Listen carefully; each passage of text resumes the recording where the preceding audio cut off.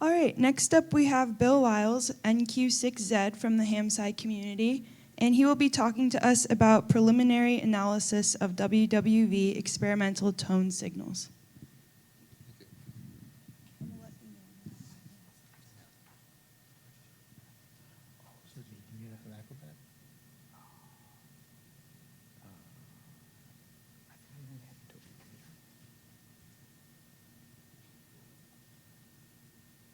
PDF, so bring up an Acrobat.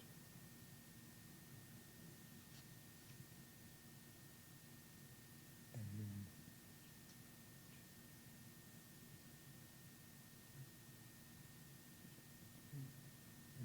view should be full screen. Just shift it over to that side.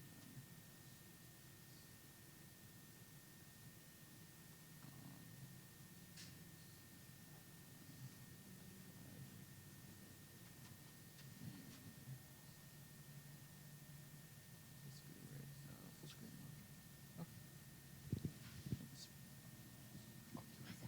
Is this on? Okay. What happened to the pointer? Oh, we got rid of it because Dr. Brazil didn't want people to. Oh, okay. Okay. Good morning, all. So, from Mike and Christina, you heard something about what we're kind of trying to do, and so I will proceed with saying, looking at those signals. And now remember, we're looking at the signals in order to understand better what the WWV. Okay, I'm a CW guy, so I don't know what these things are. Okay. So this is all very preliminary. We just started looking at these files, okay? And the question is how linear is the WWV transmitters? Now, when they say at the sound of the tone, the time will be, that is the time that that signal is actually leaving that antenna. They're all synchronized really well. I have to give them credit because they all have different transmitters, different lengths of paths, different ways of modulation. So the fact that NIST got all those things lined up at the antenna is amazing. What we need to understand is, what does that mean, though, for all wave files or CSV files that we give them to output? Okay. So we're doing this, as Christina said, in order to do a waveform design later on. So you already kind of know what this is about. Okay. So Glenn, N6GN, has a site that's in line of path with those transmitters, where he's running a Kiwi SDR. And for those who are familiar with Kiwi SDRs, you know you can hook them up to a GPS antenna. That antenna and the GPS system in it is done for very accurate time stamping of the signals, but does not control the oscillators of the Kiwi. Glenn has modified his Kiwi so that oscillator is also GPS disciplined. And so we are getting very good frequency on the receiver. As you heard from Mike, we have very good frequency on the transmitters.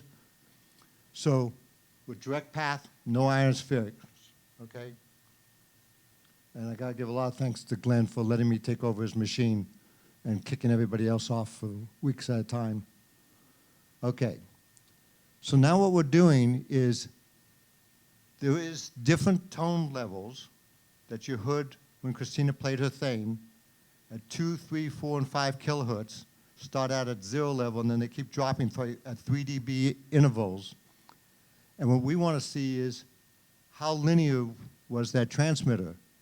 And so you see that the 5 megahertz system at those different frequencies will start at 0, that's maximum power, and then if you look at the next thing over, that's 3 dB down, then 6, 9. So forget the lines for a minute and just look at the points along the line. And you see, that line's not straight. And what we'd like it to be is straight. And so the question is, what's actually going on there? We don't know yet. And so that's kind of what we're trying to figure out. And so there it is at all of the transmitters. And as you can see, they're not the same at all, right? But NIST uses different transmitters, different modulation techniques for those different transmitters. And so some of them have a pretty tight line, like at 25 megs, and at 10 megs, those frequencies differ quite a bit, right? What's going on? We don't know. One of the things we're thinking is we're going to have another test signal, and instead of dropping 3 dB at a crack, maybe we should be dropping at 1 dB each time, or even less than that, to understand better what those are. Because when we design our actual waveform for the benefit of scientific use, we have to know what sort of correction, if any, we have to do this, or we generate a signal that produces 3 dB drops out, but that means our signal is not 3 dB drops going in, right? Pre-distortion, if you will, from the AM broadcast type stations. Okay. So you heard that noise thing, right? Is that a good simulation of it? Anyway, so that same noise is given at 2 times in it, at the plus 10-second mark and at the plus 37 mark. So we say, okay, let's look at the 2 things. Well, it turns out, as you can notice, they line up pretty well. They're not symmetric around the carrier frequency, which is interesting. These are AM transmitters, right? Our processing on the previous slides you saw was all done with AM demodulated signals, okay? Because we get I and Q and AM demodulated. Well, if it's asymmetric, maybe we can actually do some additional processing by processing the raw files and not the AM demodulated files. And if you notice also, this 2 kilohertz frequency on the bottom plot, that's a harmonic of the 1 kilohertz tone that's put out by WWV. Turns out we don't see that in all the random noise. So there it is again for all of them. I didn't show the slopes on, but I have a table down there. And you see those slopes are very different. Yet it's the same noise going into all the transmitters. So why is it different? What's going on? And how do we take advantage of knowing that it's different in creation of any waveform we're actually going to do for advancing of science? That's what we're trying to understand. Is this enough to understand it, or do we need to come up with another experimental test signal to understand those transmitters better? And you notice this is all WWV. What about WWVH? We don't know. We were unable to find any collection system direct line of path. I got it from Maui, but that's still ionospheric. So we're going to have to figure out how to install out by WWVH a similar sort of system. But one of the things we don't know about is how much of this is the artifacts of the Kiwi. Maybe. What I really want is a tangerine, by the way.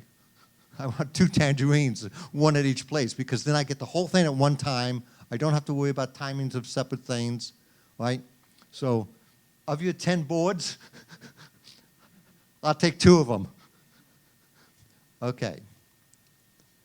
So then another thing we did is there's a thing that's been done in radar for years and years called cross-ambiguity function. Think of it as a correlation in 2 dimensions.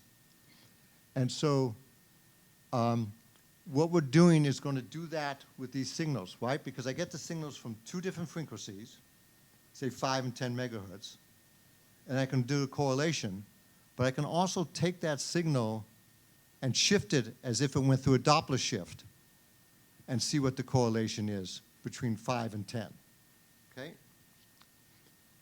So where you see 0 there is when the signal is correlated directly with itself. You'd expect that. But you also see some on the offsets. Well, what's that? Those are those chirps you heard, right? Because they're designed to correlate with themselves. There it is blown up. Okay? And again, you know, it's not final. We're going to do better on this. But there it is as a surface. And you can see that, you know, as you'd expect, WWV is very good. But this is a way of trying to compare one transmitter versus another one, because if we do an experimental study waveform, currently what NIST is doing is assuming that you can receive one frequency, and what can you do with receiving that one frequency? Everything's on that frequency.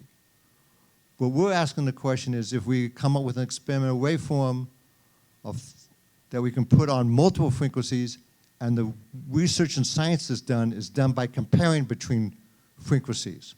That typically has not been done with the NIST signal. People go for one. So we need to understand better what that's about.